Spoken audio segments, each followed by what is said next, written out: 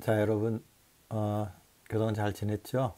음, 건강하게 잘 지냈는지 모르겠습니다. 여러분, 건강하게, 다 아프지 않고 건강하게 잘 지내서, 우리 건강하게 또 학교에서 만날 수 있었으면 좋겠습니다. 오늘은 생명과학의 이해 중에서 생물의 특성 부분에 대한 공부를 할 텐데요. 생물의 특성 부분도 아마 오늘은 이번 동영상에서 다 끝내지는 못할 것 같고 다음 동영상까지 이어져야 될 것 같습니다. 일단 생물의 특성에 대해서 오늘 같이 공부를 하도록 하겠습니다.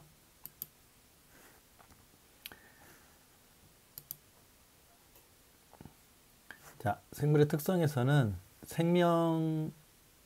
생물이 가지고 있는 특성이 가장 큰 게 생명을 가지고 있다, 살아있다 라는 거죠.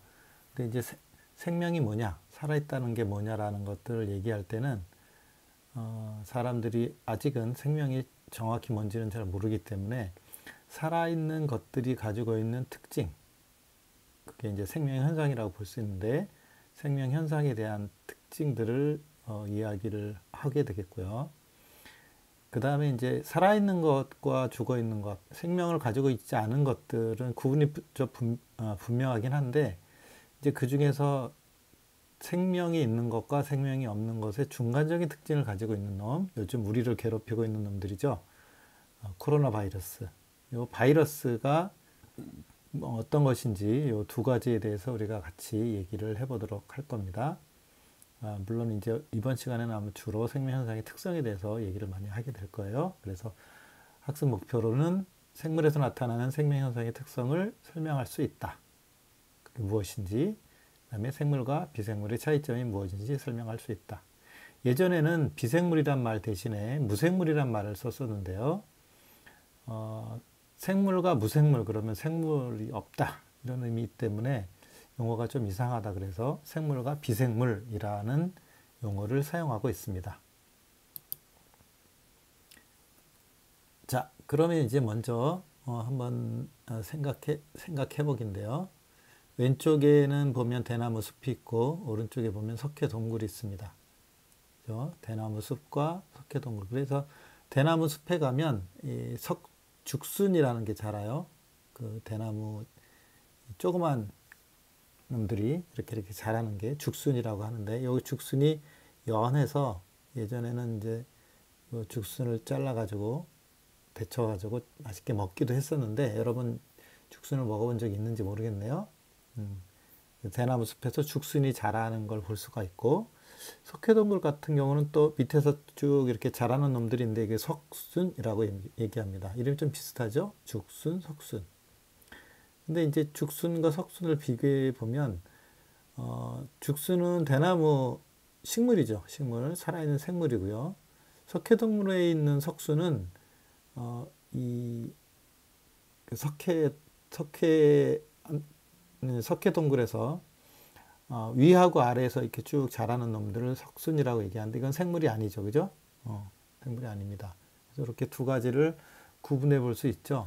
그래서 이 두 가지를 구분해 보면 겉으로 보이는 데는 심지어 석회동굴에 있는 석순은 이게 위에서 떨어지는 놈이 이렇게 계속 그 죽순이 자라는 것처럼 꼭 자라는 모양 비슷하게 그렇게 보일 수 있어요. 그럼에도 불구하고 죽순과 석순은 서로 다른 것이고 특별히 죽순은 살아있는 것, 석순은 죽은 것이에요. 비생물이죠. 생물이 아닌 거예요. 이 두 가지를 어떻게 구분할 수 있을까 한번 생각해 볼 필요가 있는 겁니다. 그래서 우리 한번 생각해 볼 것이 대나무 숲의 죽순과 석회동굴의 석순은 모두 자라죠. 이 자란다는 건 변화한다는 얘기입니다. 그런데 죽순은 생물이라고 얘기하고 석순은 생물이라고 하지 않아요. 이유가 뭘까요? 한번 생각해 보시고 우리가 이제 생명을 가지고 있는 것들의 특성들에 대해서 쭉 이제 얘기를 할 텐데 그걸 배우고 나서 선생님이 그 문제에다가 이걸 한번 제시를 할 텐데 여러분 한번 이거 생각해 보고 그걸 한번 써보도록 그렇게 합시다. 자, 이제 첫 번째 생명현상의 특성인데, 이 생명현상의 특성 중에 가장 대표적인 게 첫 번째는 세포로 구성된 겁니다. 모든 살아있는 생물은 세포로 구성이 돼 있어요. 다시 얘기하면 세포로 구성되어 있지 않은 놈들은, 그죠? 생명을 갖지 않은 것이다. 살아있지 않은 것이다. 라고 얘기를 합니다. 그래서 생물들이 세포로 구성되어 있다고 얘기하는데, 예를 들면 이 세포는 크게 이제 그 두 가지로 나눌 수 있는데, 하나는 단세포 생물이라고 해서 하나의 세포가 생물체를 이루는 거죠. 하나의 세포가 생물체를 이루는 거예요. 그걸 단세포 생물이라고 합니다. 주로 원생 생물들이 이런 거 세균이나, 그죠? 세균을 우리나라 말로는 세균, 뭐 영어로는 박테리아 이렇게 얘기하는데, 세균이나 원생 생물 이런 것들을 단세포 생물, 그러니까 세포 하나가 생물체를 이루는 놈들을 단세포 생물이라고 얘기를 해요. 그 다음에 다세포 생물은 여러 종류, 많은 숫자의 세포가 모여서 생물체 하나가 되는 것. 이거를 다세포 생물이라고 얘기합니다. 그러니까 단세포 생물과 다세포 생물은 기본적으로 세포가 구조를 이루고 있는데, 단세포는 세포 하나가 생물체 하나. 그죠? 세포 하나가 생물체 하나. 다세포 생물은 여러 개의 세포가 생물체 하나. 이렇게 구분을 해 볼 수가 있어요. 미안합니다. 그리고 이 다세포 생물들 같은 경우에는, 단세포 생물은 뭐 더 이상 생각할 게 없는데, 다세포 생물은 체계를 가지고 있어요. 그래서 세포가 모여서 조직을 이루고, 조직이 모여서 기관을 이루고, 기관이 모여서 개체를 이룹니다. 물론 이제 동물과 식물에 따라서 조직계도 있고 기관계도 있는데, 공통적으로는 세포, 조직, 기관, 개체, 이렇게 이런 단계를 따라서 체계를 이루고 있는 것을 볼 수가 있어요. 그래서 생물을 가지고 있는 생명체는 세포로 구성이 되어 있다. 이렇게 볼 수 있겠습니다. 그래서 여기 그림을 보면 아메바, 집신벌레, 유글레나, 이 단세포 생물이죠. 세포 하나가 생물체를 구성하고 있는 겁니다. 그죠? 여기 보면 아메바하고 집신벌레가 거의 크기가 비슷하게 되어 있는데요. 사실은 아메바하고 집신벌레를 같이 두면 지금 여기 그림에 있는 아메바 크기에 비해서 집신벌레는 아주 작아요. 사실은 아메바가 집신벌레를 먹고 삽니다. 먹이가 돼요. 아메바의 먹이입니다, 집신벌레가. 근데 이제 두 개를 따로따로 이렇게 크게 이렇게 현미경으로 찍으니까 똑같은 크기로 보이는데, 집신벌레가 굉장히 작아요. 그다음 유글레라는 이제 뭐 안점도 있고 광합성도 하고, 그래서 동물 식물의 특징을 또 같이 가지고 있는 거다, 그렇게 얘기를 하기도 하죠. 그 다음에 다세포 생물, 뭐 대표적인 고양이, 뭐 전나무, 붕어, 뭐 이런 것들이 있죠. 이거는 우리가 쉽게 알고 있는 그런 것들이라고 볼 수 있습니다. 그래서 생명체는 세포로 구성이 되어 있고, 그 세포로 구성되어 있는 생물들이 단세포 생물과 다세포 생물로 나눌 수 있다. 이렇게 볼 수 있겠습니다. 그 다음에 이제 두 번째 특징이 생명을 가지고 있는 생물체라면, 생명을 가지고 있는 생물체라면 물질 대사를 한다. 여기 이제 두 번째 특징이 되겠어요. 이 물질 대사라는 건 뭐냐면, 생물체 내에서 일어나는 모든 화학 반응을 물질 대사라고 얘기합니다.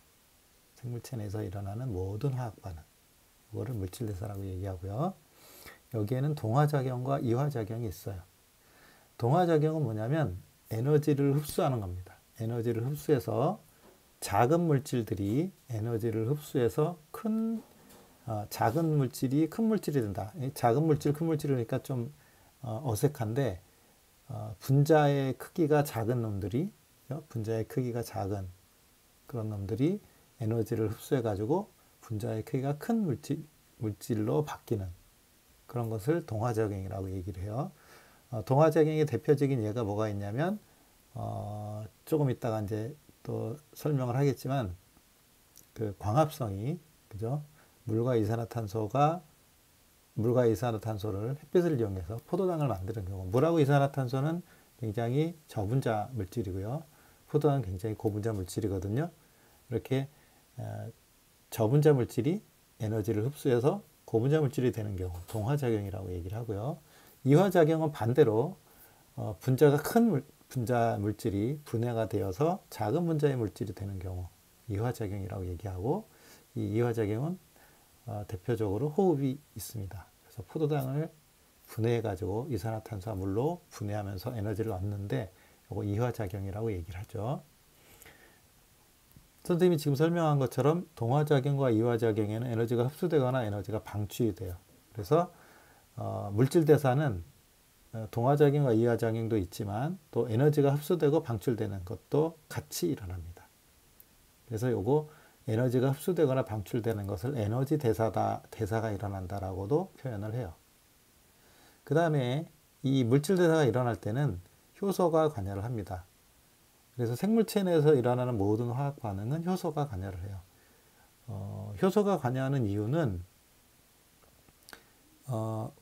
생물체 내에서 일어나는 화학 반응을 생물체 밖으로 꺼내서, 그러니까 시험관에서 반응을 시켜보면 굉장히 에너지가 많이 필요합니다.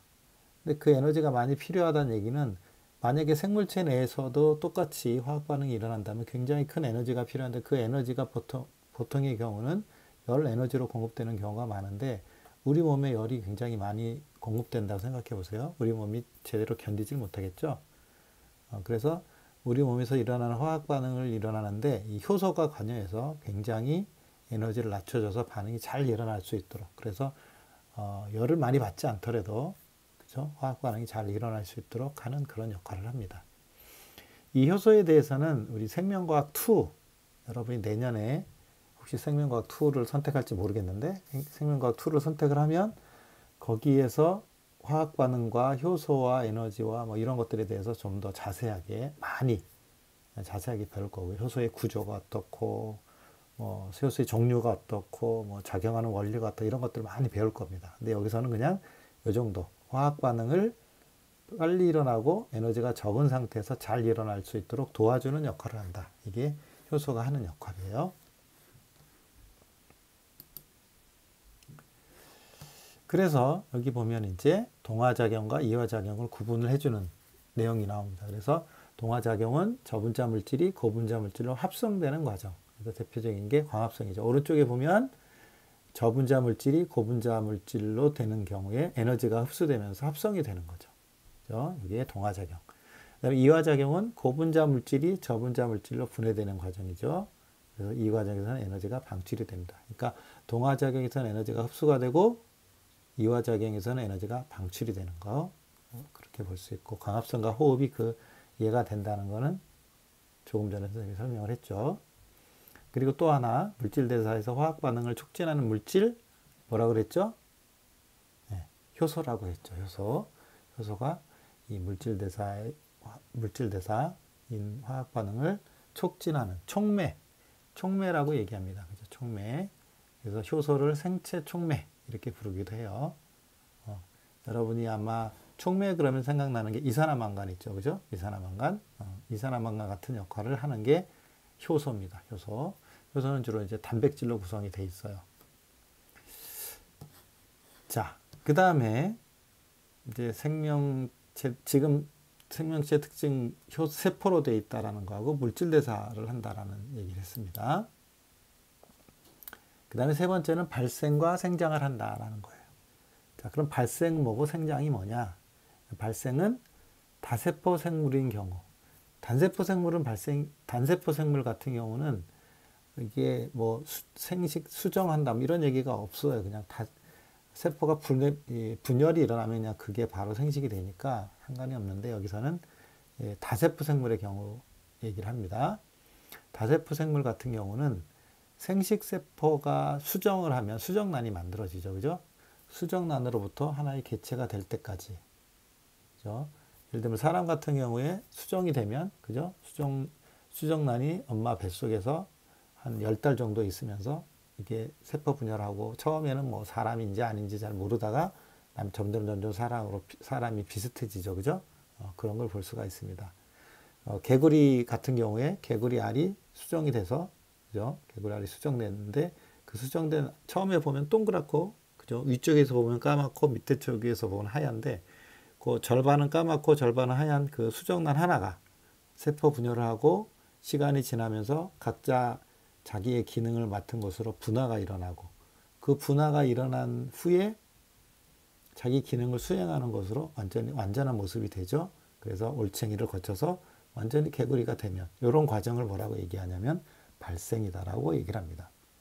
그러니까 수정란으로부터 여러 단계를 거쳐서 하나의 개체가 되기까지의 과정, 이것을 발생이라고 얘기를 해요. 그 다음에 생장은 뭐냐면 크기가 크거나 숫자가 커지는 경우, 그죠? 그래서 발생하는데 어린 개체가 세포 분열을 통해서 세포 수를 늘려가는 거, 요거를 생장이라고 합니다. 그러니까 세포의 관점에서 보면 세포의 숫자가 늘어나면 생물체가 커지겠죠. 그 다음에 세포가 분열이 돼서 세포의 숫자가 늘어나는 것도 커지지만 세포 각자가 또 커지면 생물체가 커지겠죠. 그래서 생장은 이 두 가지를 같이 포함합니다. 세포의 숫자가 늘어나는 것과 세포 자체의 부피가 커지는 것, 이 두 가지가 같이 동반이 돼서 생물체가 커지는 걸 볼 수 있죠. 그래서 생물체는 발생과 생장을 한다라고 얘기하고 발생과 생장을 통해서 수정란으로부터 완전한 개체가 될 때까지 자라는 것을 볼 수가 있습니다. 그러니까 생장은 세포 숫자와 세포의 크기 두 가지가 함께 작용하는 것을 볼 수 있겠습니다.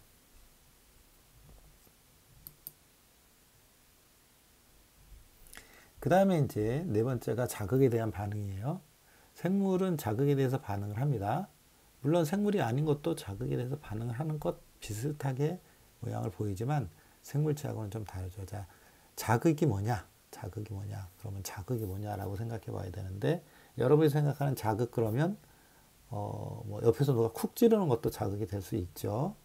물리적인 자극입니다. 그게 우리가 느끼는 건 거의 대부분 다 물리적인 자극인데 예를 들면 빛 있죠? 빛. 우리가 볼 수 있는 것은 빛 자극을 받아들이기 때문에 볼 수 있는 거죠. 소리, 그죠? 음파를 받아들이는 겁니다. 냄새, 그러면 기체 상태의 화학 물질이 자극이 되는 거죠. 뭐 이런 것들이 자극입니다. 그래서 이걸 받아들일 수 있는 거는 생물체가 생물체 내부나 생물체 외부에서 환경이 변하면 이게 생물한테 자극으로 주어져요. 그러니까 생물체가 자극이다라고 얘기하면 뭔가 변화가 일어난 것을 우리가 감지한다라고 생각하면 됩니다.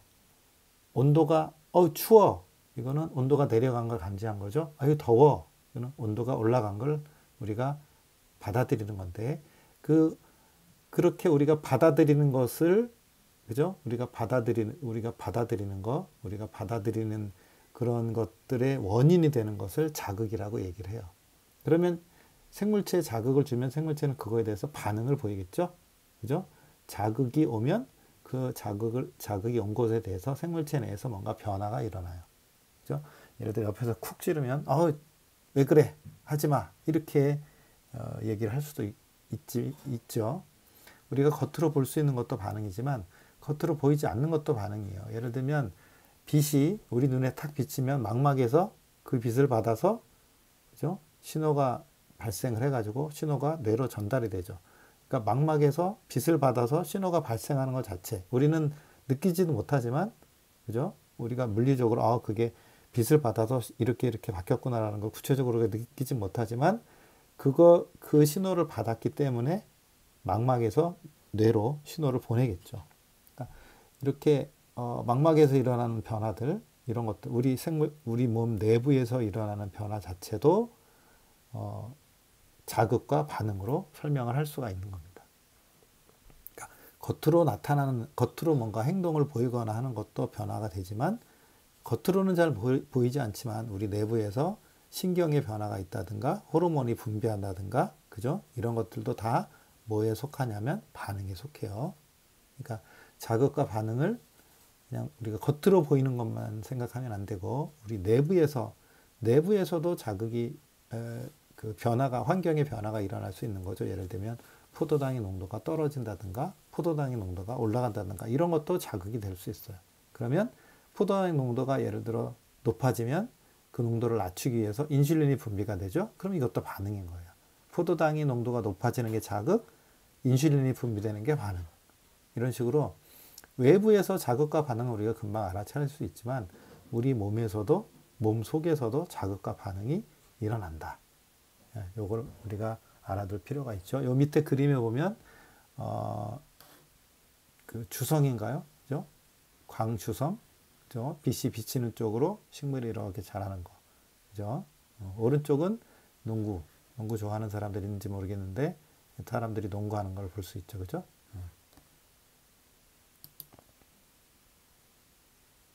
그래서 자극에 대한 반응의 세 가지에 첫 번째는 식물 같은 경우 빛 자극을 향해서 굽어 자란다. 그러니까 빛이 자극이고 굽어 자라는 게 반응이죠. 그 다음에 사람들이 농구할 때 공을 보고, 그죠? 공을 보는 거 자체가 자극이 돼요. 그래서 잡기 위해 뛰어오른다. 반응이 되죠. 미모사 잎 같은 경우 건드리는 거 자극이에요. 그러면 착 오므라들죠. 이런 것들이 식물에서도, 동물은 뭐 당연히 자극에 대해서 반응을 많이 하는데 식물들도 보면 자극에 대해서 반응이 잘 보인다. 식물은 대체로 좀 늦긴 하지만 미모사 잎 같은 경우는 좀 빠르게 보이는 경우도 있어요. 그래서 이렇게 자극에 대해서 반응을 보이는 거 생물체가 가지고 있는 굉장히 중요한 특성이다. 이렇게 보면 되겠습니다.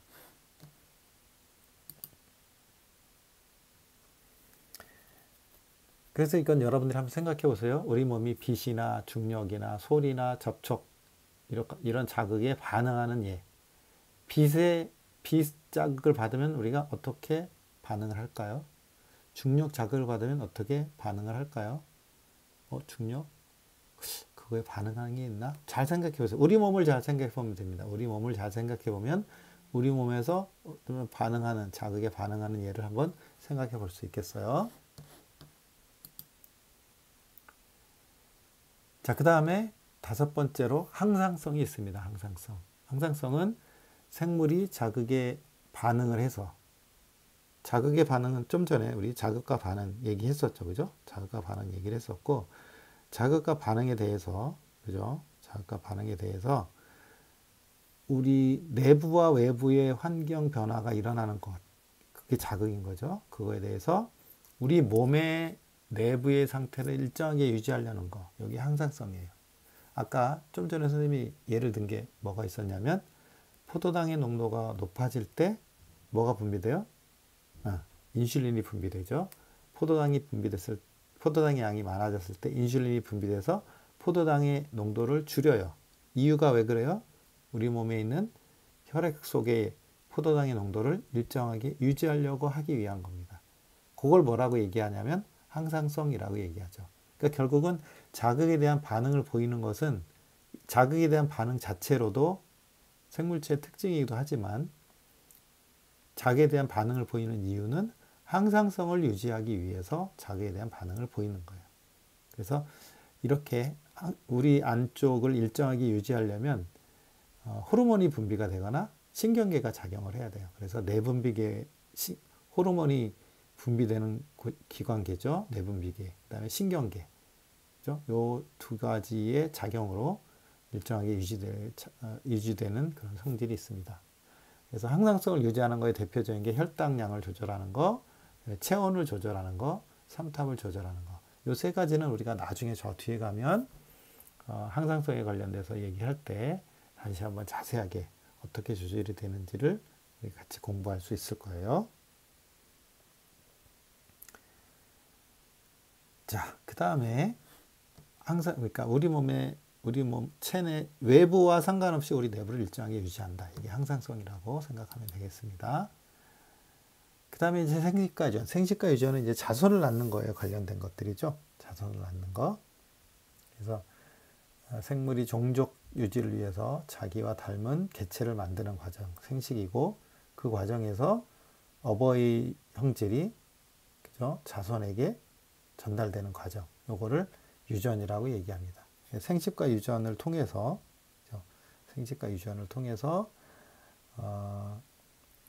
그 자손에게 자기 형질을 전해주고, 그죠? 자기 젊은 개체를 그 낳게 하는 그런 역할을 합니다. 그래서 예를 들면 여기 이것처럼 생식과 유전의 경우가 집신벌레는 단세포죠. 단세포예요. 그 다음에 치타는 다세포죠. 그래서 단세포 생물인 집신벌레 같은 경우는 자손을 만들려면 어떻게 돼요? 분열을 하면 돼요. 분열을 하면 그게 자손이 되는 거죠. 분열하면. 대장균 같은 경우도 단세포 생물이잖아요. 세포가 막 분열하면 이 자손이 되는 겁니다. 그 다음에 다세포 생물 같은 경우는 수정 과정을 거쳐야죠. 단세포 생물은 그냥 세포 분열하면 자손을 만드는 건데, 다세포 생물은 그냥 세포 분열만 한다고 되는 게 아니라 생식세포를 만들어요. 정자 난자를 만들어서 그 정자 난자가 수정을 해서, 그죠? 그 결과로 자손을 만들게 되겠죠. 단세포 생물과 다세포 생물은 약간 자손을 만들어내는 과정이 조금 다를 수 있습니다. 그래서 이 단세포 생물 같은 경우 집신벌레가 분열하는 거는 이거는 무성생식이라고 얘기를 하기도 하고요. 그거에 비해서 이제 이 치타같이 암수가 있는 경우를 유성생식이라고 얘기를 하죠. 그죠? 그렇게 보면 되겠습니다.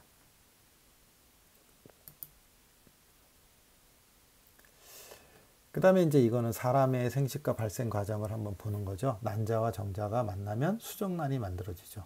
그죠?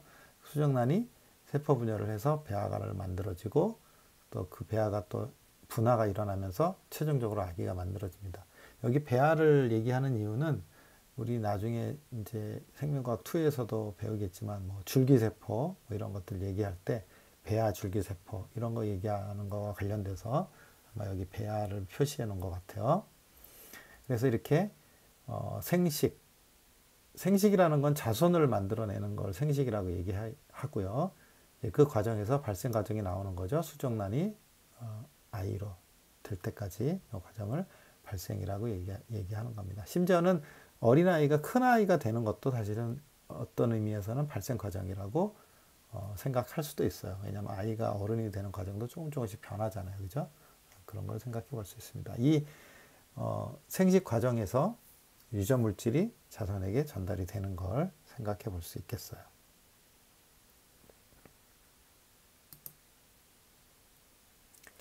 그 다음에 이제 적응과 진화가 있습니다. 적응과 진화. 적응이라는 것은 생물이 자기가 살고 있는 환경에 적합한 형태로 몸의 형태나 기능이나 뭐 생활 습성이 이렇게 변하는 거. 이거를 적응이라고 얘기하죠. 더운 지방에 사는데 물을 계속 펑펑 쓴다. 물을 막 많이 쓸 수 있는 상태가 된다. 그럼 그거는 적응이 아닌 거죠. 금방 죽겠죠. 그러니까 더운 지방에 살면 물을 좀 덜 쓰는 구조나 기능이나 습관이나 이런 걸로 바뀌는 거죠. 뭐 물이 수중생활하는 그런 동물이나 식물들이, 수중생활하는 놈들이 물을 막 아낀다. 그건 그럴 필요가 없잖아요. 왜냐하면 물이 많은 데서 살아가니까. 그래서 자기가 살고 있는 환경에 적합한 몸의 형태나 기능이나 습관, 그죠? 생활 습관 이런 것들을 가지도록 이렇게 그 환경에 맞게 변화해서 잘 살 수 있게 되는 것을 적응이라고 얘기를 합니다. 적응이라고 하죠. 이제 그거에 비해서 진화는 뭐라고 하냐면 생물이 오랜 환경에 적응을 하는데 이게 오랜 기간 적응을 해요. 수백 년 내서 수천 년 또 수억 년 이렇게, 그죠? 환경에 적응하면서 새로운 종으로 분화하는 과정, 그죠? 새로운 종으로 분화된 결과, 요거를 진화라고 얘기를 합니다. 그러니까 적응이 계속해서 이어지고 계속해서 쭉 어떤 그 환경에 완전히 적응해 버리면 새로운 종이 나타날 수 있는 거죠. 그래서 적응과 진화는 서로 다른 게 아니라 서로 연관되어 있는 거다라고 생각해 보면 되겠습니다. 그렇죠? 그래서 적응을 잘하면 사실은 자손을 낳을 확률이 높아지는 거죠. 그렇게 생각해 보면 되겠습니다. 지금도 우리 눈에는 잘 띄진 않지만 지금도 새로운 종들이 분화돼서 나타나는 것을 볼 수가 있어요. 예를 들면 이제 이런 걸 적응이라고 볼 수 있죠. 뱀 같은 경우 아래턱이, 사람은 우리는 턱이 이렇게 고정이 돼 있잖아요. 그죠? 그래서 더 이상 어느 한도 이상 턱이 벌어지지 않습니다. 턱이 딱 고정이 돼 있기 때문에. 근데 뱀 같은 경우는 아래턱이 분리가 되죠. 그래서 엄청 큰 먹이도 이렇게 먹는 거 일종의 적응의 결과라고 볼 수 있고요. 그 다음에 가랑잎벌레. 여러분 가랑잎벌레가 지금 보이시나요? 보여요? 가랑잎벌레? 이게 이파리처럼 생겼는데 이파리가 아니라 벌레입니다. 벌레. 포식자 눈에 띄지 않도록 적응하는 거죠. 그 다음에 여우 두 가지 종류 비교해 보면 사막에 사는 여우와 북극에 사는 여우를 보면 사막에 사는 여우는 대체로 좀 말랐죠. 북극 사는 여우는 좀 통통합니다. 왜? 사막이 더운데 여기 통통하면 엄청 더워요. 살 수가 없습니다. 그렇기 때문에 굉장히 이렇게 날씬한 그런 여우고요. 반면에 북극은 춥잖아요. 그러니까 온도를 밖으로 나가지 않도록 하려면 퉁퉁하게 해서 부피 대 세포면의 비율을 좀 줄여가지고 열이 밖으로 나가지 않도록 하는 걸 볼 수 있습니다. 그래서 사람도 추운 지방에 사는 사람과 더운 지방에 사는 사람 좀 비교해 보면 더운 지방에 사는 사람이 좀 날씬한 편이고요. 그렇다고 뚱뚱한 사람이 없다는 건 아니에요. 추운 지방에 사는 사람들은 대체로 좀 통통한 그런 느낌이 있습니다. 개인적인 차이는 있지만 전체적인 경향이 그렇다는 거예요. 그렇게 자기가 사는 환경에 적응하는 거, 이게 이제 적응의 예가 되고요. 그거에 비해서 이제 진화의 예죠.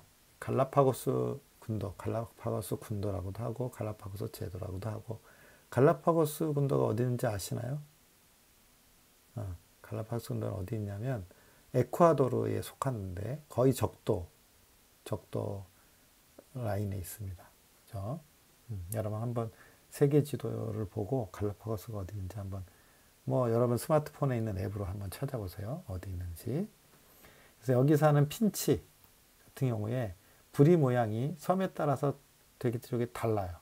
이게 왜 그런가 하고 봤더니 각 섬의 자연 환경이 달라서 먹이가 어디는 딱딱하고 어디는 좀 무르고 이 먹이에 따라서 핀치새의 부리 모양이 달라집니다. 그죠? 예를 들면 왼쪽 같은 경우와 왼쪽은 좀 크고 짧죠. 두툼하고 짧아요. 그죠? 요거는 힘이 좀 세 보이죠. 근데 오른쪽은 얇고 길잖아요. 이거는 좀 예를 들면 나무에 깊숙한 데 있는 어떤 먹이를 잡아먹을 수 있다든가 이런 거에 특징이 있겠죠. 그래서 얘네들은 서로 다른 종인 겁니다. 서로 다른 종인 환경에 적응해서 결국 서로 다른 종이 돼버린 거예요. 여기 이제 진화의 예라고 볼 수가 있겠습니다.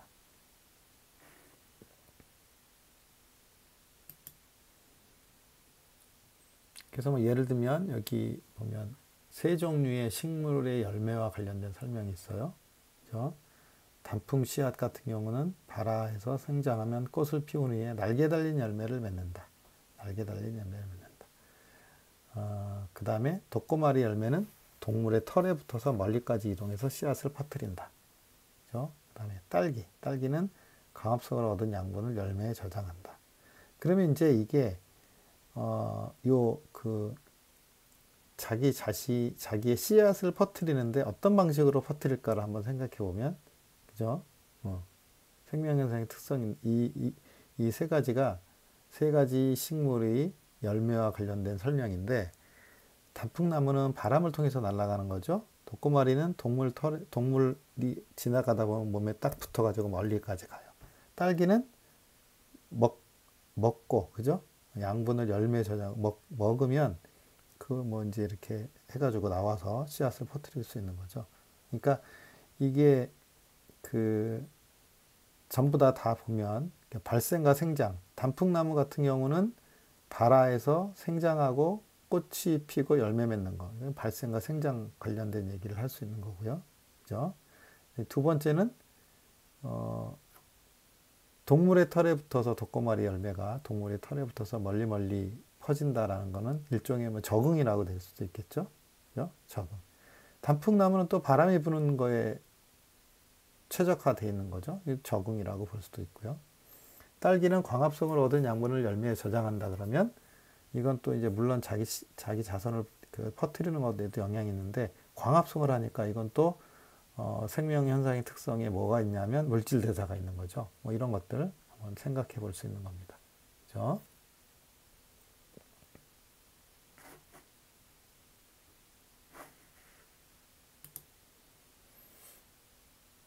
자, 우리 확인해 보면 모든 생물의 몸은 뭐로 이루어졌다? 그렇죠. 세포로 이루어졌다. 물에 사는 장구벌레가 번데기를 거쳐 모기가 되는 것은 생명현상 특성 중에 뭐죠? 장구벌레가 번데기를 거쳐 모기가 된다. 발생. 그죠? 발생과 생장. 그죠? 그럼 발생과 생장. 생각해 볼 수 있고요. 그 다음에 스마트폰과 컴퓨터는 생명현상 특성 중에 하나인 자극에 대한 반응을 나타내요. 컴퓨터도 딱 치면 화면이 변하죠. 그죠? 자극에 대한 반응이에요. 근데 이게 컴퓨터, 스마트폰, 생물이 아니다. 어떤 근거를 댈 수 있을까요? 그죠? 여러분이 지금까지 배운 것에 대해서 한번 생각해 볼 필요가 있는 거죠. 자, 그래서 지금 우리 여태까지 뭐에 대해서 얘기를 했냐면 생명을 가진 것들의 특성에 대한 얘기를 해봤습니다. 정리를 한번 해볼까요? 자, 첫 번째, 생명현상의 특성. 첫 번째는 세포로 구성이 되어 있다. 두 번째는 물질 대사를 한다. 세 번째는 발생과 생장을 한다. 네 번째는 자극에 대한 반응을 하고 항상성을 보인다. 요거는 같이 연관돼서 생각해 볼 수 있고요. 그다음에 생식과 유전을 한다. 적응과 진화를 한다. 이렇게 생각해 볼 수 있겠습니다. 자, 이 시간에는 우리 생명 현상의 특징, 그죠? 생명을 가지고 있는 생명체들의 특징에 대해서 살펴봤고요. 우리 다음 시간에는 생물과 비생물의 차이, 그리고 우리를 괴롭히고 있는 바이러스, 그죠? 바이러스에 대한 얘기, 그러면서 첫 번째 단어의 첫 번째 단어를 한번 마무리하는 시간으로, 다음번에 생물의 특성을 마무리하는 시간으로 가져보도록 하겠습니다. 자, 여기 그 초록색 이 풍경을 보면서 여러분 마음을 좀 가라앉히고 더 건강하고 또 즐거운 시간들을 보내도록 했으면 좋겠어요. 수고했습니다.